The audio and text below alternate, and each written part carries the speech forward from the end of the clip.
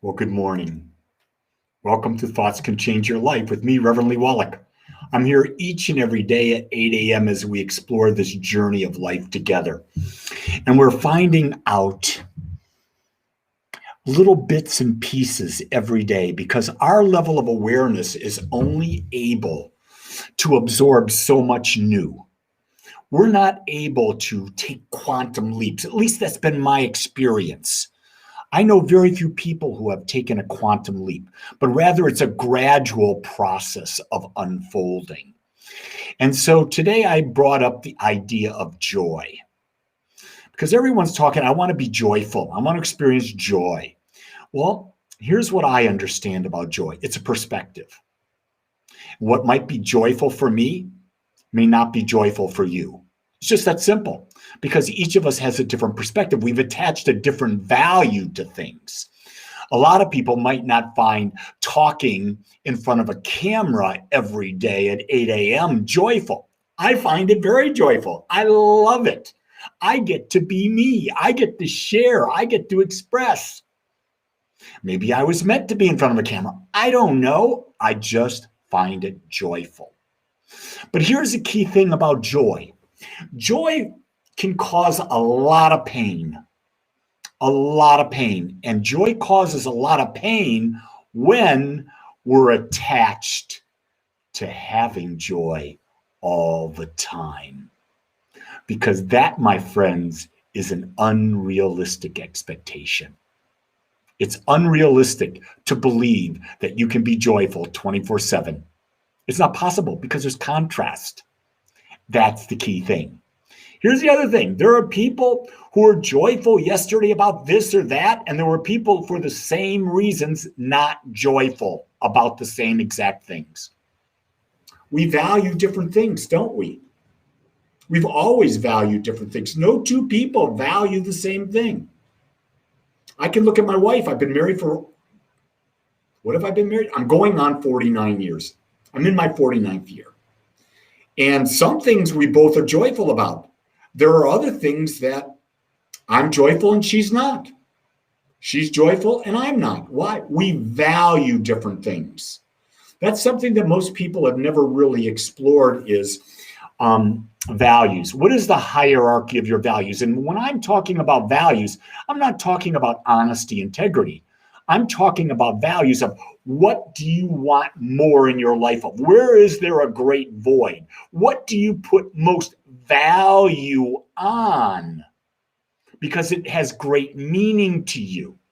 And until you're able to determine those things that you put most value on, the hierarchy, the highest values, the top 3, 4, until you put your focus on that, you're going to be living by someone else's values. And that's why you're bored. That's why you need to be motivated and kicked in the butt to do things. That's why you procrastinate. That's why you're not feeling joy, because you're not doing what lifts you. Once I understood and knew my values, my whole life took a turn. It transformed. And I'll tell you what, everyone that I've worked with and gone through the values process with, their lives have transformed. Some of you out there watching right now have done the values with me. And I'm hoping that you are as committed to looking at every decision you make against those higher values. That's something that's real important that I tell people. I says, it's not that you sit down with me and we figure out your values together. We go through that process. No, it's that you understand them and you can recite them and integrate them like this. So that when a decision comes up, you go, my 1 value, 2 value, 3 value, 4 value, 5 value, and 6 value. For me, I've got 6 values that I'm focusing on. I said, does it enhance them? If it doesn't, then it's not mine to do. I got an easy decision. I just say no. If it's not enhancing me, I say no. Because it's not mine to do. And I don't believe in being obligated to do things.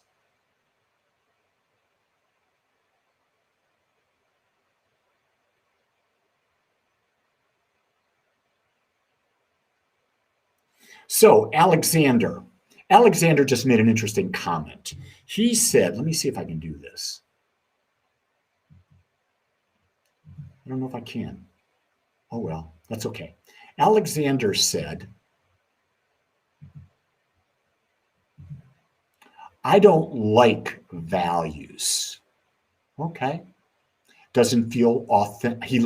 I feel authenticity is the answer. But values are relative depending on the current circumstances. Well, I think you and I have a different understanding of values. So let me share with you why I don't think they're rigid. My number one value is spiritual self-actualization. That's my number one value. My number two value is teaching and speaking about how to self-love through conscious living. My number three value is building intimate relationships and community. My number four value is personal health and well-being. My number five value, learning about human behavior. My number six value, being financially comfortable to do what I want, when I want, how I want. I don't find those limiting.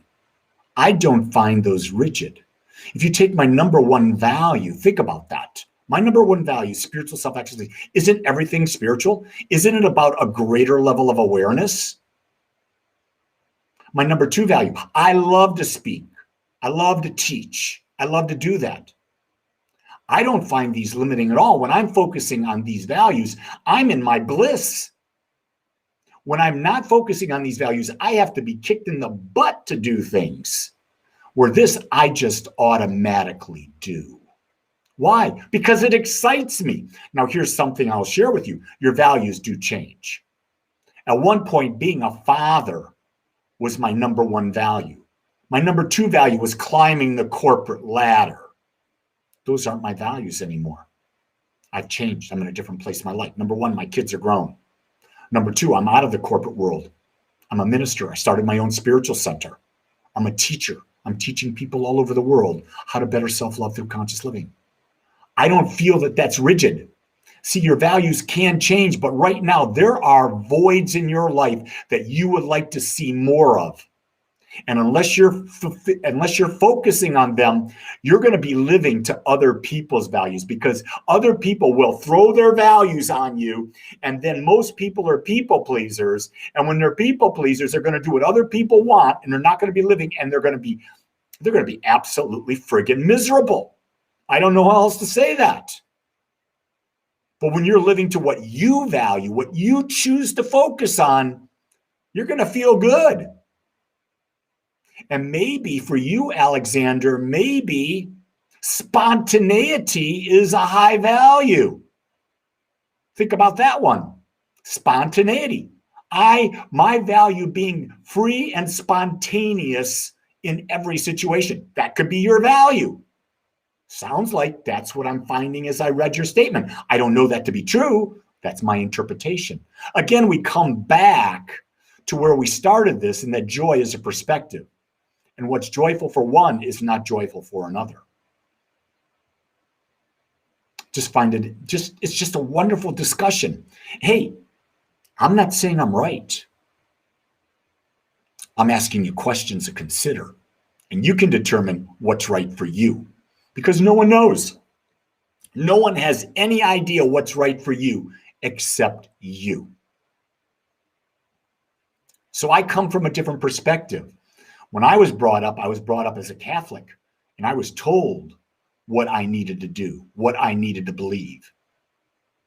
And I rebelled, because underlying all those 6 values that I shared with you, underlying them is I value my personal freedom more than anything.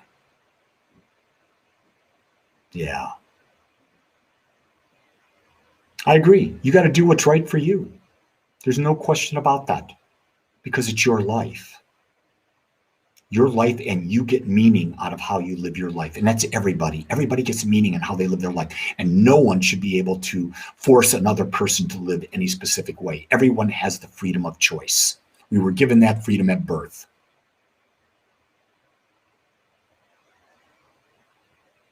Yeah, Kenny, it's all different. Everyone has a different perspective.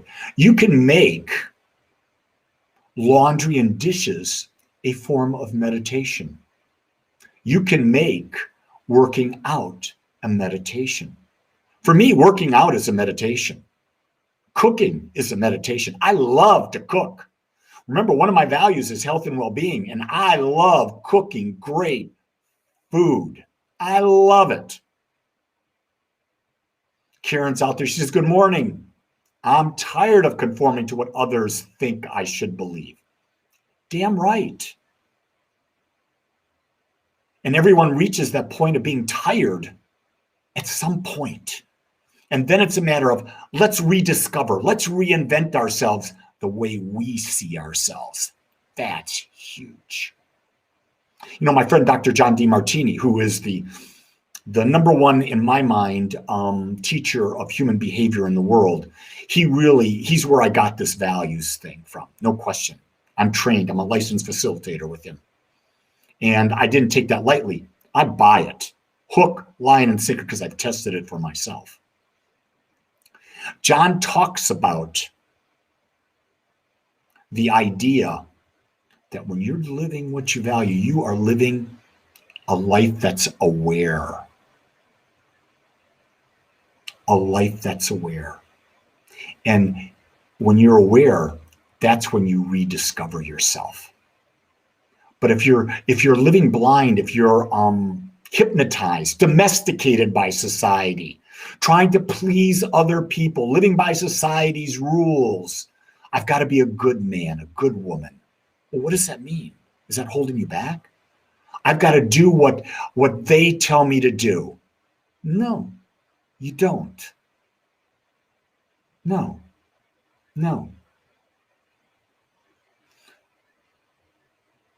Alexander talks about, exactly, we got to find our inner truths, integrate our shadows. Here's the thing about shadows. For me, number one, according to Dr. John, 4,628 human traits. Guess what, gang? You and I and everyone has all 4,628 human traits. Some are dark, some are light, some are neutral. Some we might consider good, some might consider horrific. But all those traits exist within us. If we deny that we have those traits, we deny a part of us. Remember, we're total beings, which means that total possibilities have to exist within us. How we use those qualities is our personal choice. That's a deeper subject, and I've already gone farther than I wanted to go today because I'm trying to keep these at roughly 12 minutes, and I've gone over them. So I'm honoring what I've committed to. So what I will tell you, we'll be here again tomorrow, every day, 8 a.m. Central Time. Share it with your friends. If no one tells you this, I love you, which means I accept you just like you are. Have a great day, everybody. Aloha.